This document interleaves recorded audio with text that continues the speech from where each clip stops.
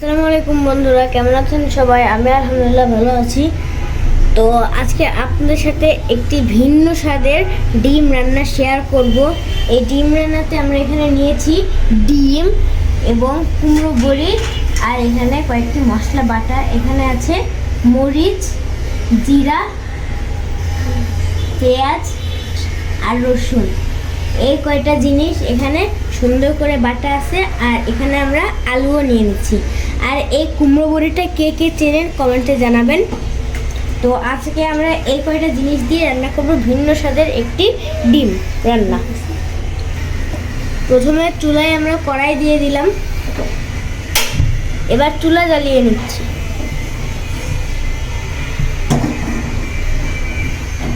বন্ধুরা, কড়াইটা গরম হয়ে গিয়েছে, এখন কড়াইয়ের ভিতর তেল দিয়ে দিচ্ছি।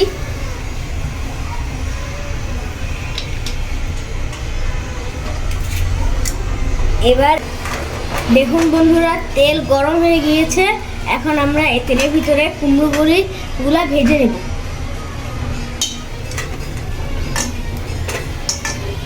আজকে যাবো ছোট না জানো।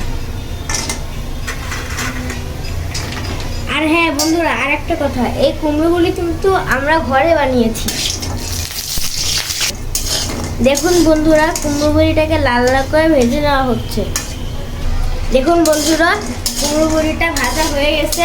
এখন আমরা কুমড়ো বড়িটাকে নামিয়ে নেব।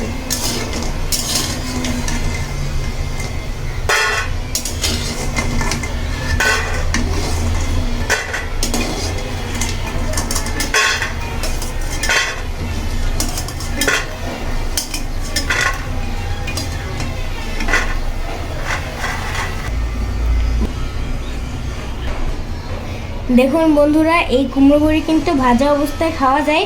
তো এখন আমি আপনাদের একটা কুমড়ো বড়ি এটাকে খেয়ে দেখাচ্ছি।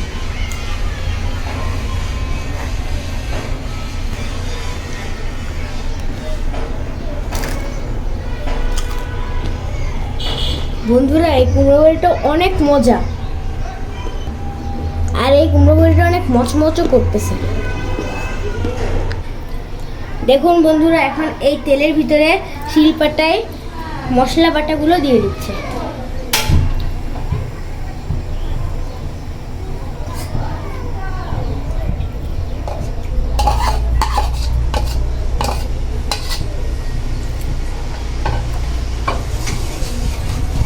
এবার এই তেলের ভিতরে মশলাগুলো ভালোভাবে নাড়িয়ে নিচ্ছে।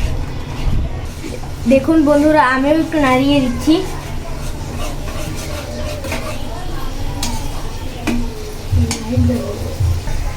দেখুন বন্ধুরা, মশলাগুলো ভাজা হয়ে গেছে। এখন এর ভিতরে হলুদ দিয়ে দিচ্ছে। এবার পরিমাণ মতো লবণ দিয়ে এবার সুন্দর করে নাড়িয়ে দিচ্ছে। দেখুন বন্ধুরা, এবার এই ভাজা মশলার ভিতরে কুমড়ো বড়ি দিয়ে দিচ্ছে।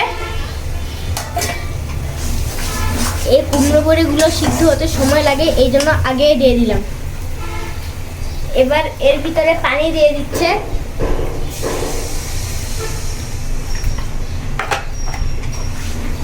তারপরে আবার ভালোভাবে নাড়িয়ে নিতে হবে।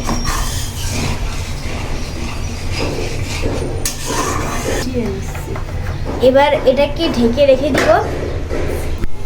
দেখুন বন্ধুরা, আমরা 3 মিনিট পরে ফেরত আসলাম। এখন ঢাকন উঁচু করলাম।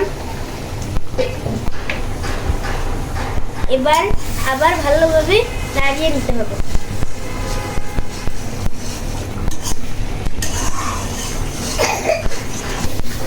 দেখুন বন্ধুরা, আমাদের কুমড়ো বড়ি ভালোভাবে কষানো হয়ে গিয়েছে। এবার এর ভিতরে আলু দিয়ে দিবে।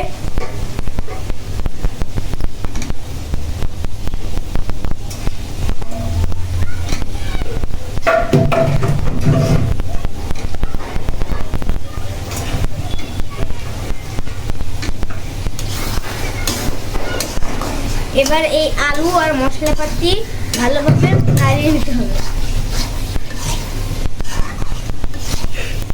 দেখুন বন্ধুরা, এর ভিতরে আরেকটু পানি দিয়ে আবার হালকা কষিয়ে নেবে। দেখুন বন্ধুরা, কুমড়ো বড়ি আর আলু ভালোভাবে কষানো হয়ে গেছে। এখন এর ভিতরে ঝোল দিয়ে দেব।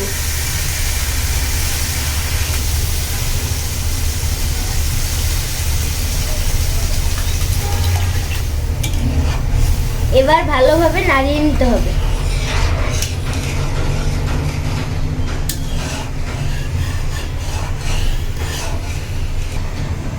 দেখুন বন্ধুরা, তরকারিটা বড় ফুটে গেছে। আমরা ডিম আলু কুমড়ো করে রান্না করতেছি, কিন্তু ডিম এখনো দিই নাই। এখন দেখেন কিভাবে করে ডিম দিই। দেখুন বন্ধুরা, ডিমগুলো আমরা পোস্ট করে নেব।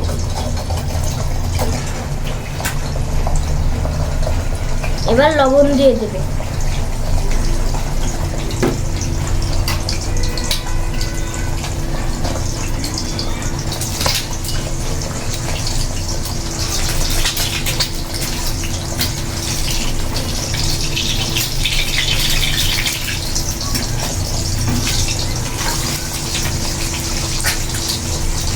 এখন বন্ধুরা ডিমটাকে উল্টিয়ে নিয়েছি।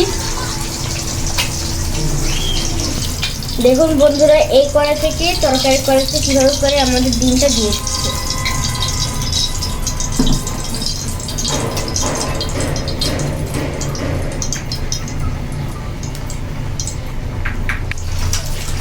বন্ধুরা, এভাবে ডিম দেওয়াতে তরকারিটা অন্যরকম মজা হয়। আর এরকম তরকারি কে কে খেয়েছেন কমেন্টে জানাবেন।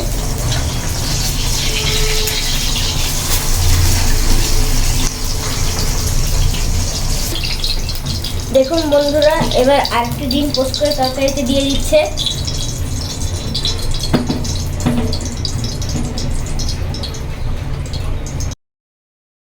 দেখুন বন্ধুরা, আমাদের সবগুলো ডিম পোস্ট করে তরকারিতে দেওয়া হয়ে দেখুন বন্ধুরা, আমাদের সবগুলো ডিম দেওয়া হয়ে গিয়েছে। এবার 3 থেকে 4 মিনিট জাল দিয়ে নামিয়ে ফেলতে হবে। অবশেষে আমাদের তরকারি রান্না হয়ে গেল। ওয়াও, কি সুন্দর দেখতে। দেখুন বন্ধুরা,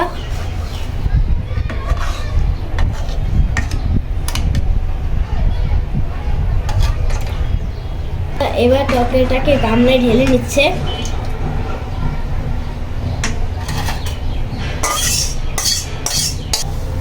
দেখুন বন্ধুরা, কাঁচা জিরা ভেজে নিয়েছে, এখন এগুলো গুঁড়া করতেছে।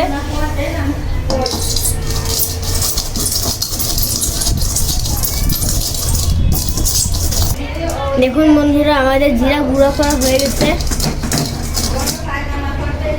এবার এই জিরা গুঁড়ো আমরা তরকারির উপর দিয়ে দিব।